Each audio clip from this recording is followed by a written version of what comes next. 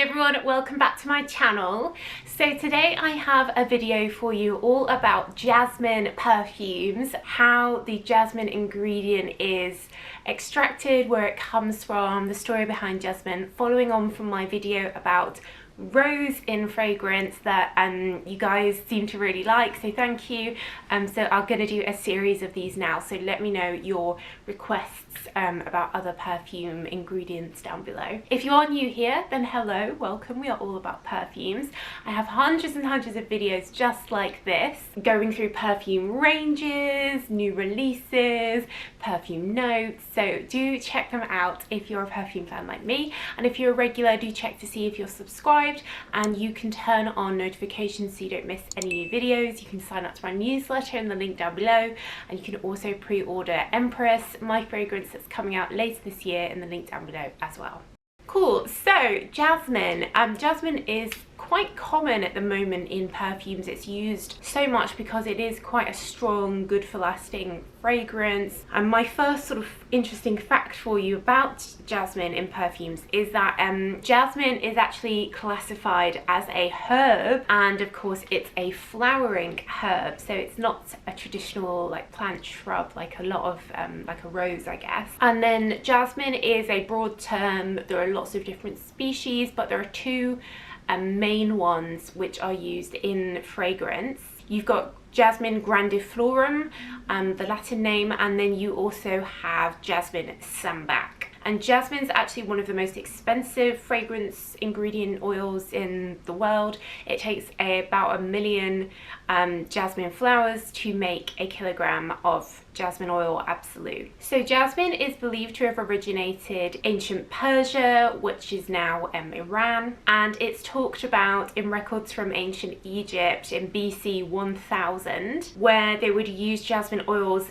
for bathing and even as a fragrance as well. They used the flowers to decorate their tombs, mummies, statues, so it was widely used across the aristocracy in Egypt. Then from around 300 BC, we see jasmine used in India, and where there are lots and lots of jasmine flowers grown now in India, and jasmine is widely used in religious ceremonies, festivals, as a decorative flower, but it's also used in tea, jasmine tea, and oils and cosmetics, of course. And you can even get jasmine sweets, jasmine candy. And then in the sort of 200 BC, jasmine came to China. Jasmine teas were used by royalty, and again it was used as a fragrance.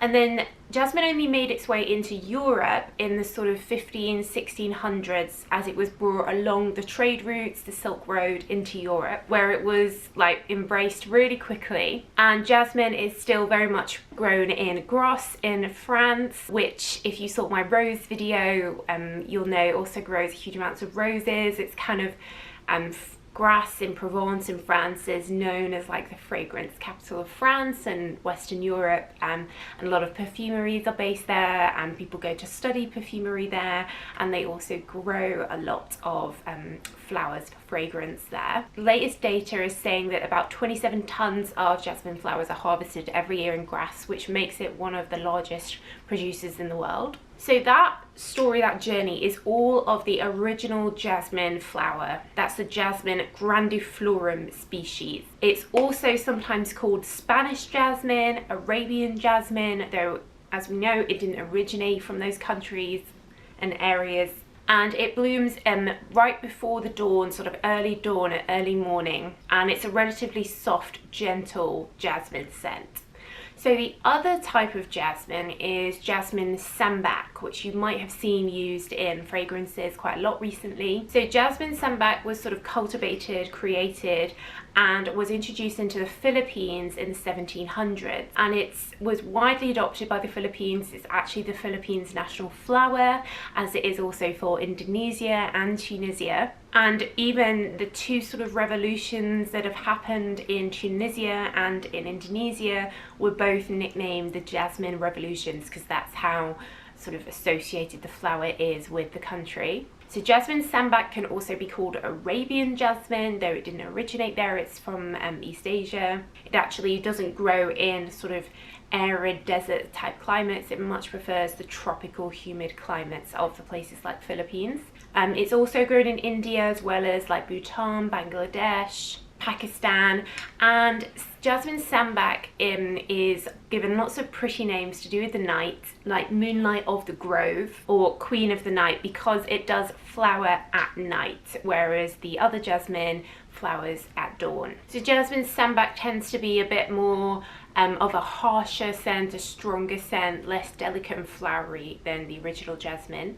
Both varieties are harvested as buds and on the basis of what colour they are. So if they've still got some green in them, they're left, but if they're all whites, then they're harvested. And they don't want to wait until they've bloomed and they're a big flower, because they're then much harder to extract the fragrance oil from. And an individual person can get about 1 kilo of flowers for about 2 hours work. Unlike rose and a lot of essential oils, steam distillation isn't used to get the jasmine scent. Instead, chemicals, hexane is used to create the sort of waxy jasmine substance. It extracts the oils and it forms like a wax that's called concrete. And then that can be sold and bought, or it can be processed further to become an oil. And it needs to be prepared really quickly after the buds have been harvested. So usually like right there next to where they're grown, it will immediately be done so the scent is still there. Once it's in that concrete form, it can last and you can wait a long time and it won't lose its scent. And then it's washed and mixed with ethanol to create like a jasmine absolute. And at the same time, jasmine flowers actually, when they go through this process, they produce an orange color, like an orange dye. And you'll notice perhaps in countries where a lot of jasmine is grown, orange dye is used a lot for dyeing materials, colors. You see a lot of orange used in England, India, Bhutan, Morocco, Egypt. So there is one I did want to mention, I guess a kind of third variety, which is night blooming jasmine, which you might have seen as an ingredient in some fragrances. So this is a separate species. It looks different. It's called Cestrum nocturnum in Latin. And they have whitey yellow, like tubular shaped flowers, very different. And they close during the day and then at night they open, then they bloom. And it's actually part of the potato family apparently. And it's incredibly strong scent when it does bloom. It's said that, you know, 300, 400, 500 feet away from the plant you can still smell it. So it's potentially one of the strongest and most fragrant plants in the world. It's subtropical and it was found in a whole different part of the world, in the West Indies, in the Caribbean, and brought over to Europe in the 15th century. And now it can be found in lots of different places, and it can grow anywhere where the temperature doesn't get down below -10 Celsius, so it's pretty flexible. Night blooming jasmine we've seen used in Flower Bomb, Midnight. I really like it because it is that strong scent. Though I think jasmine in general is a very strong fragrance. Perhaps the best example of a strong jasmine perfume is Alien from Thierry Mugler. It's probably the strongest jasmine you can find. Bulgari have their jasmine as well. And Gucci Bloom is also a really strong example of jasmine. But you'll see jasmine used in combination with other white florals and lots of perfumes. Even things like Armani My Way use jasmine. So it's often used in fragrances, not necessarily as the star of the show, but there to help give it strength and longevity. Cool, so that's my little story time about jasmine.